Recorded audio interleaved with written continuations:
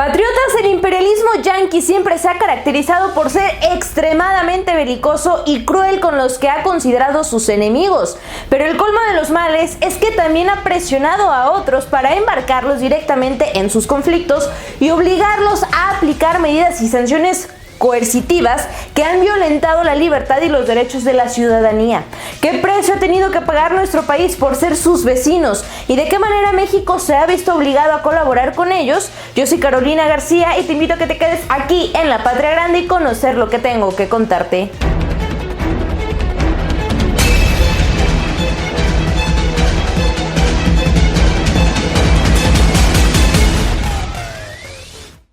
Antes de entrar de lleno con este tema, te invito a que me regales un like, te suscribas a este canal y actives la campanita de las notificaciones. Si este contenido es de tu total y completo agrado, compártelo entre tus contactos, amigos y familiares. Muy bien, ahora sí comenzamos. Siempre se ha dicho, pobrecito de México, tan lejos de Dios y tan cerca de los Estados Unidos. Y es que cuando los buscapleitos de los gringos andan metidos en conflictos, nuestro país se tiene que poner en alerta, porque por el hecho de que estamos pegaditos a ellos y bajo pretexto de su seguridad nacional, hemos tenido que acatar obligadamente las órdenes que nos han llevado a cometer algunas de las brutalidades que ellos mismos han realizado. Sí, patriotas, no estoy exagerando. Basta echar una mirada al año 1942, cuando Hitler avanzaba a pasos agigantados en la conquista del mundo. Eran sus aliados Italia y Japón. Hoy todo el mundo habla del Holocausto, pero se ha ignorado que en nuestro país hubieron campos de concentración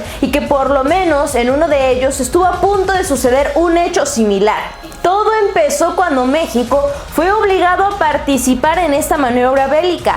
¿Quién no se acuerda de aquel famoso Escuadrón 201, equipo de valientes de la Fuerza Aérea Mexicana, quienes, motivados por el hundimiento de 2 barcos petroleros mexicanos por los alemanes, se unió a los militares estadounidenses para liberar una isla en Filipinas? Pero esto no fue lo único, porque acto seguido, bajo pretexto de la seguridad nacional norteamericana y por miedo al nazismo, se empezaron a aprender ciudadanos alemanes, japoneses e italianos, y como México ya estaba embarcado en este conflicto, tuvo que seguir las órdenes que venían desde el gobierno norteamericano.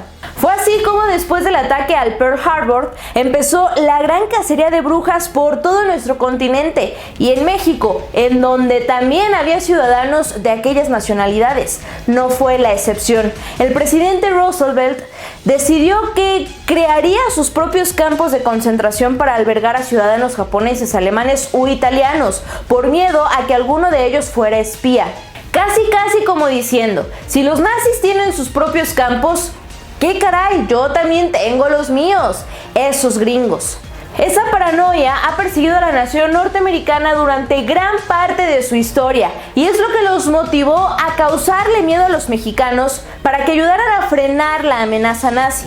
La historia dice que Roosevelt contactó a Manuel Ávila Camacho, presidente de México de ese entonces, y lo obligó a cancelar las importaciones y exportaciones, pues podían ser de ayuda para los nazis. Le dijo que fuera más partícipe en el conflicto y que evitara a toda costa que los espías pudiesen tomar información. La respuesta del gobierno mexicano fue tan absurda como el planteamiento del gobierno gringo, así que el resultado fue la creación de campos de concentración en donde fueron encerrados ciudadanos de aquellas 3 nacionalidades, así como también sus descendientes. La orden era arrestar a cualquiera que pudiera ser espía. Con esa presión encima, el gobierno mexicano comenzó por aplicar medidas a los japoneses que vivían en nuestro país, empezando por la suspensión de sus garantías individuales, y ya con este pretexto giró instrucciones para concentrar a las personas de origen alemán, italiano y japonés que habitaban en nuestro territorio.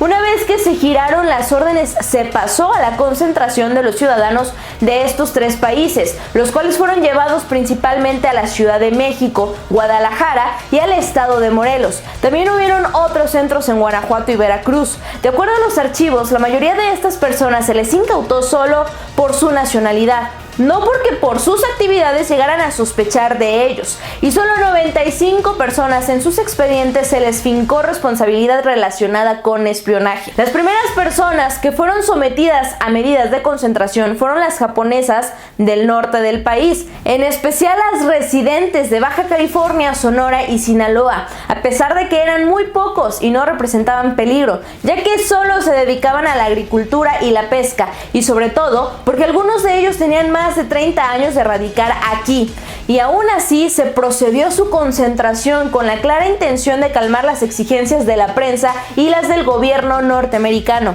En marzo de 1942, la Secretaría de Gobernación giró nuevas órdenes para la concentración de los radicados en estados con litorales, costas y fronteras, los cuales después fueron trasladados a la capital del país. También hubo decisiones más drásticas, como fue el impedir matrimonio entre mexicanas con alemanes, japoneses o italianos. Gobernación envió a los estados una circular prohibiendo dichos enlaces. También se anularon las cartas de naturalización recientemente adquiridas y suspendieron la emisión de nuevas. Particularmente con Japón, México suspendió oficialmente sus relaciones. La policía empezó a vigilar la delegación diplomática japonesa en la capital mexicana, y las credenciales del personal de la misma fueron confiscadas y se restringieron sus movimientos. Se congelaron las cuentas bancarias de todos los residentes japoneses y los limitaron a sacar solo 500 pesos mensuales para su sobrevivencia. Todos los nipones tuvieron que cumplir las órdenes y tuvieron que malbaratar sus bienes y hogares en apenas unas semanas. El éxodo de japoneses en su mayor parte fue dirigido a la Ciudad de México, Guadalajara, pero también hubieron campos de concentración en Celaya y Querétaro. Tenían que trasladarse con sus propios fondos, se tenían que presentar ante Gobernación si no eran procesados. Parte de sus pocos fondos tenían que utilizarlos en pagar mordidas para que los oficiales aduanales aceptaran su documentación. La embajada japonesa, al ver los malos tratos, organizó una asociación clandestina para apoyarlos y otorgó recursos que fueron utilizados para fundar un comité de ayuda mutua.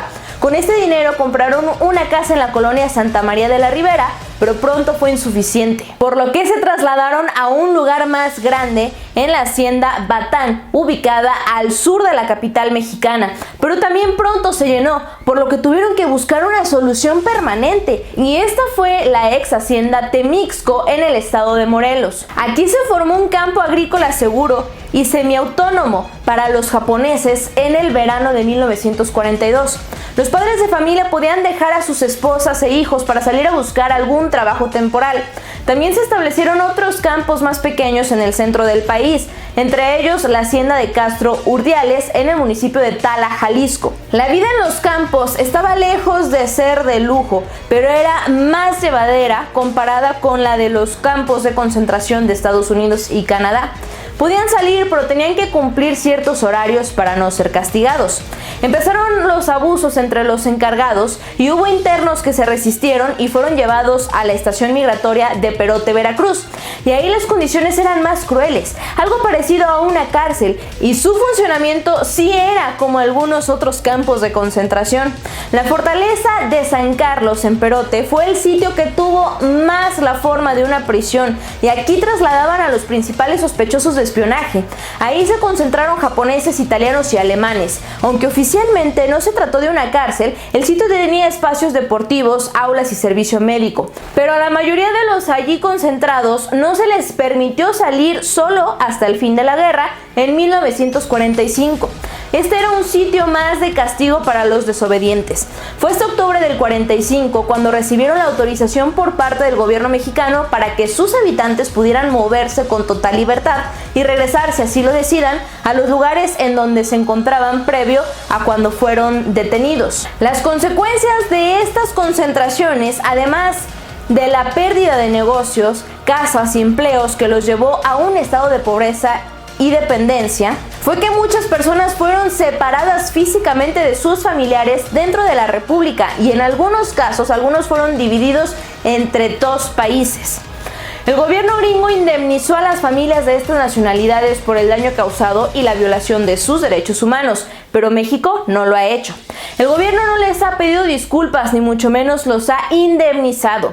Fue así como nuestro país entra en una dinámica belicosa y crea instancias destructoras de los derechos humanos, y todo por haber contado con un gobierno incapaz de defender la autonomía nacional, un gobierno que no fue lo suficientemente fuerte y decidido para decirle a los gringos: aquí no se hace lo que ustedes digan.